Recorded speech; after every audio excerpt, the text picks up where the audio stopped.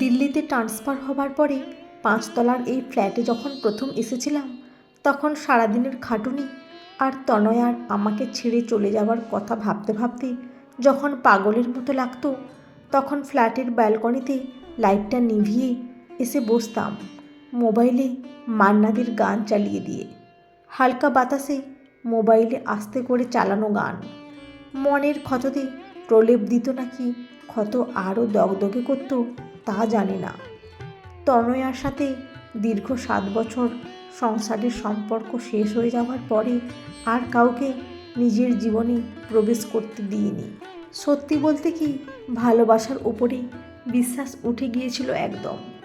ভালোবাসা আর আমার মনের মধ্যে এক অদৃশ্য দেওয়াল উঠে গিয়েছিল। জানি না কিভাবে শুধু মোবাইলে আলাপ হওয়া কারোর সাথে এত গভীর সম্পর্ক তৈরি করি, নিজের সংসার, স্বামী সব কিছু ভুলে সব ছেড়ে চলে যেতে পারে। এমনকি আমাদের বছর 4 ছেলেটার কথাও মনে পড়েনি। কি সাবলীলভাবে ও আমাকে সব কিছু জানিয়ে দিয়েছিল সেদিন রাতে। আজও ভাবলে অবাক হই। তারপরে ডিভোর্স চাইতে আমি ঘৃণায় অপমানে একবারও না বলিনি। শুধু ভেবেছি আমাদের সন্তানকে নিজে মা হয়েও কিভাবে ও এইভাবে অবহেলা করতে পারে। এটা ভেবেই মনটা কুড়ে কুড়ে খাচ্ছিল। এর মধ্যে আমার ট্রান্সফার, ছেলেকে ছাড়তে চাইল না আমার বাবা ও মা। ও ওখানে রয়ে গেল আর আমি এখানে, এইভাবেই চলছে। তারপর মা অনেকবার বিয়ের জন্য পেরাপেরি করেছে, কিন্তু বিয়ে করতে মন চায়নি আর। দিল্লির ট্রান্সফারটা যেচে নিয়েছিলাম, কারণ ওখানে আমার মন টিকছিল না। চারিদিকে তনয়ার স্মৃতি কুড়ে কুড়ে খাচ্ছিল যেন। এখানে এসেও পিছু ছাড়েনি তনয়ার বেইমানির স্মৃতি। আজও বসেছিলাম ব্যালকনিতে, সামনের অ্যাপার্টমেন্টের ব্যালকনিতে চোখ গেল আমার। এখান থেকে সরাসরি ওনার ব্যালকনিটা দেখা যায়। সেই বয়স্ক মহিলাটি বসে আছেন ইজি চেয়ারে, ঠিক এই দিকেই তাকিয়ে। আমি সকালে অফিস যাবার আগে ব্যালকনিতে বসে একটু চা খাই, তখনও বয়স্ক ভদ্রমহিলাকে দেখি বসে থাকতে। আবার ফেরার পরও আমার নিস্তব্ধ নিঃসঙ্গ ব্যালকনিতে আমি নিঃসঙ্গ মানুষ খেয়াল করি মহিলা তখনও বসে আছে ইজি চেয়ারে। ওনার মুখটা আমার ব্যালকনির দিকেই ঘোরানো থাকে প্রায় সময়। প্রথম খুব অস্বস্তি হতো আমার, কি দেখেন এত এইদিকে। পরে 2-1 দিন হাত নাড়িয়েছিলাম ওনার উদ্দেশ্যে, কিন্তু উনি কোনো প্রত্যুত্তর দেননি। প্রথমে ভেবেছিলাম অসুস্থ মানুষ মনে হয়, নাকি বোঝেননি। তাহলে এদিকে তাকিয়ে কি দেখেন এত? কতবার হাত নাড়ালাম, দেখলেন, তাও সামান্য সৌজন্যবোধ নেই, নাকি এই রকম কাঠকোট্টা। বিরক্ত লাগলেও আগের অস্বস্তিটা গা সওয়া হয়ে গিয়েছিল। বয়স্ক মহিলার আশেপাশে আর একজন মহিলাকে দেখি, বয়স আনুমানিক 30-32 হবে, সঙ্গে একটা বাচ্চা ফুটফুটে মেয়ে। বাচ্চাটাকে প্রায় মহিলার পাশে ব্যালকনিতে খেলতে দেখা যায়। আমার ছেলের থেকেও একটু ছোট হবে। আমাকে দেখলে বাচ্চাটা একগাল হাসি দেয়। আমার বেশ ভালো লাগে। আমি সারাদিনের ব্যস্ত মানুষ, আমার ব্যালকনি ওদের ব্যালকনি মুখোমুখি। বাচ্চাটাকে দেখে দেখে ওর সাথে কেমন যেন চোখের আত্মীয়তা হয়ে গেছে। আজ ওদিকে হঠাৎ তাকিয়ে দেখি ছোট্ট মেয়েটি ব্যালকনির গ্রিল বেয়ে ওপরে উঠছে। বিপজ্জনক অবস্থা, হাফ গ্রিল দেওয়া ব্যালকনি, যে কোনো মুহূর্তে অ্যাক্সিডেন্ট হতে পারে। অবাক হলাম, পাশের বয়স্ক মহিলা পাশে বসে দেখছে, তার কোনো প্রতিক্রিয়া নেই। কানা নাকি?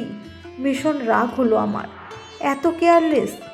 আমি জোরে হেই বলে চিৎকার করে উঠলাম, কিন্তু মেয়েটি কিছুতেই শুনছে না, ক্রমশ ঝুঁকে পড়ছে নিচের দিকে তাকিয়ে। অগত্যা আমার ফ্ল্যাটের দরজা খুলে দৌড় দিলাম। ওদের অ্যাপার্টমেন্টে গিয়ে দ্রুত 6-7 বার কলিং বেল বাজাতে সেই মহিলা মোবাইলে কথা বলতে বলতে দরজা খুলে উনি অবাক হবার আগেই আমি দৌড়ে গেলাম ব্যালকনির দিকে। বাচ্চাটা তখনও ঝুঁকেছিল, মহিলা আমার মতো একজন অচেনা মানুষকে হুড়মুড় করে ঘরে ঢুকে যেতে দেখে অবাক হলেও আমার পেছনে দৌড়ে এসে ব্যালকনিতে মেয়েকে ওই রকম অবস্থায় দেখে ভয়ে মুখ সাদা হয়ে গেল। আমি ইশারায় চুপ করতে বলে চুপি চুপি পা টিপে টিপে এগিয়ে ছোট্ট মেয়েটাকে ধরতেই বয়স্ক মহিলা, কে কে বিনু বলে চেঁচিয়ে উঠলেন। বিরক্তি ভরে তাকিয়ে দেখলাম ওনার দিকে।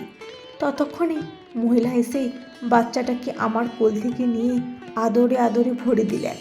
তারপরে আমার দিকে সজল চোখে কৃতজ্ঞতা ভরে তাকিয়ে বয়স্ক মহিলার কানের কাছে বললেন, না মা, সামনের ফ্ল্যাটের এক ভদ্রলোক। ও। বয়স্ক মহিলা শুধু এইটুকুই আওয়াজ করলেন। অদ্ভুত তো, এতক্ষণে অল্প বয়সী মহিলার মুখটা ভালো করে লক্ষ্য করলাম। দূর থেকে বোঝা যায়নি, বেশ একটা মিষ্টি মুখশ্রী মহিলার। বুঝলাম তাহলে বয়স্ক মহিলা ওনার মা। রাখতে গিয়েও রাখতে পারলাম না, শুধু মুখে বললাম, একটু খেয়াল রাখবেন, আর একটু হলে তো। মহিলা কৃতজ্ঞতায় আমার দিকে তাকালেন, মেয়ের মাথায় হাত বুলিয়ে চিন্তিত মুখে বললেন, ডাক্তারবাবুকে ফোন করেছিলাম মায়ের জন্য, সেই ফাঁকে আজ আপনি না থাকলে আপনাকে যে কীভাবে ধন্যবাদ জানাবো। না না, সেটা নয়, আমার জায়গায় অন্যজন থাকলেও তিনি এই একই কাজ করতেন। এক কাপ চা খেয়ে যান। না না, অফিসের তাড়া আছে আমার। কিন্তু অবাক করার ব্যাপার হলো, আমার মন চাইছিল একটু বসতে, আলাপ করতে, কিন্তু উপায় নেই। বললাম, অন্য আরেক দিন। ফিরে আসার আগে জিজ্ঞাসা না করে পারলাম না, আপনার মায়ের সামনে বাচ্চাটা ওইভাবে, অথচ উনি। মহিলা বললেন, মা তো চোখে দেখেন না, ছেলে মারা যাবার পরেই একটু মানসিকভাবেও, বলে মাথা নিচু করে নিলেন। এবারে খুব খারাপ লাগলো আমার। পুরো ব্যাপারটা পরিষ্কার হলো আমার কাছে। মহিলা আর কিছু বললেন না। ব্যালকনির বয়স্ক মহিলা আবার আমার গলার আওয়াজ পেয়ে তখনও জিজ্ঞাসা করে যাচ্ছে, কে? বিনু, বিনু এলি? আমি বেরিয়ে এলাম। এরপরে এমন হলো, ব্যালকনিতে এলেই আমি মহিলাকে খুঁজতে থাকি যেন। নিজের কেমন অস্বস্তি হয়, তবুও বারবার চোখ চলে যায় ব্যালকনির দিকে। যেদিন ওনাকে দেখি, যদিও খুব কম, ইচ্ছে হয় একটু গল্প করি, কিন্তু সেটা কিভাবে সম্ভব। অগত্যা জাস্ট হাত নেড়ে সৌজন্যবোধ দেখিয়ে ক্লান্ত হই। সেদিন লিফট থেকে উঠছি, দেখলাম লিফটে উনি। আমাকে বললেন, আর ছাড়ছি না, চলুন, চা খাওয়ানো বাকি ছিল। আমার বেশ ভালো লাগলো। সেই তো বাড়ি ফিরে বোরিং জীবন, একটু আড্ডা দেওয়া যাক। আজকাল মন সঙ্গী চায় খুব। বুঝতে পারছিলাম মনের ভেতরে সেই অদৃশ্য দেওয়াল ভাঙার শব্দ হচ্ছে। ওনাদের ফ্ল্যাটে গেলাম। বয়স্ক মহিলা আমার পায়ের আওয়াজ পেয়ে জিজ্ঞাসা করলো, বৌমা, বিনু এলো? মহিলা বলল, না মা, সেদিন ওই যে গল্প করেছিলাম না, রিনিকে যেদিন যিনি দৌড়ে এসে। মহিলা একগাল হাসল। মনে পড়েছে, বোঝা গেল। আমি অবাক হলাম, ইনি এনার বৌমা? আমি তো ভেবেছিলাম মেয়ে হবে। মায়ের কাছে থাকেন। মহিলা নিজের পরিচয় দিলেন, হৈমন্তী রায়। উনি একটা বেসরকারি সংস্থার কাজ করেন। স্বামী হঠাৎ করে মারা গিয়েছিল অ্যাক্সিডেন্টে। সদ্য 1 বছর বিয়ে হয়েছিল ওনাদের। অবাক হলাম, বাচ্চাটা তাহলে? শুনলাম দিদি বরাবরই একটু অসুস্থ ছিল, আর্থারাইটিসের রোগী। বঞ্জিকে প্রায় নিজের কাছেই রাখত হৈমন্তী। এর মধ্যে জন্ডিসে দিদি হঠাৎ মারা যাওয়ায় বঞ্জিকে দেখাশোনার জন্য 2 বাড়ি থেকে ঠিক করে জামাইবাবুর সাথে বিয়ে হয়েছিল তার। কিন্তু সে ভাগ্যও প্রসন্ন নয়। 1 বছরের মধ্যেই উনি বিধবা হন। খারাপ লাগলো আমার। বাচ্চাটা এই বয়সে বাবা মা দুজনকেই হারিয়েছে। ছোট্ট মেয়েটাকে দেখলাম বেশ সাবলীল হৈমন্তীর সাথে। কে বলবে এনার মেয়ে নয়? শ্রদ্ধা বাড়লো আমার।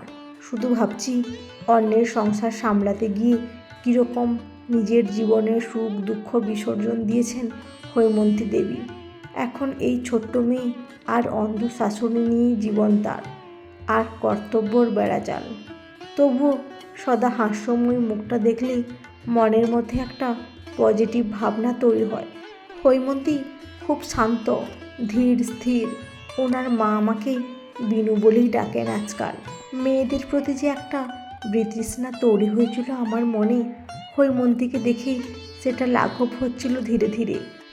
এক মা নিজের সন্তানকে অবহেলা করে চলে যেতে দ্বিধা করেন না, আরেকজন অন্যের সন্তানের জন্য নিজে মা হতে দ্বিধাবোধ করে না। হৈমন্তীর সাথে রোজ দেখা হওয়ার পরেও প্রায় রাত্রেই মোবাইলে কথা হয় আমাদের। সম্পর্কটা অন্যদিকে গড়াচ্ছে বুঝতে পারছিলাম। হৈমন্তী দেবী থেকে হৈমন্তীতে এসে গেছি ধীরে ধীরে। প্রায় রাতে ওনাদের বাড়িতে ডিনারের নিমন্ত্রণ থাকে আমার। সেদিন ফেরার সময় মেয়ে ঘুমিয়েছে, ওনার মাও নিজের ঘরে। অনেক দিনের বুভুক্ষ মন আর বাঁধ মারল না।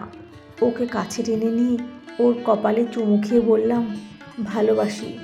ও ওর আরক্ত মুখ নামিয়ে নিল, তারপরে আলতো করে জড়িয়ে ধরল আমায়। কি অদ্ভুত শান্তি আমার বুক জুড়ে। ভাবছি বাড়ি গিয়েই মাকে বলবো, বিয়েটা এবারে সেরে ফেলা প্রয়োজন। বন্ধুরা, আজকের গল্পটি কেমন লাগলো? যদি ভালো লেগে থাকে অবশ্যই একটা লাইক দিয়ে চ্যানেলটি সাবস্ক্রাইব করে পাশে থাকবেন। অসংখ্য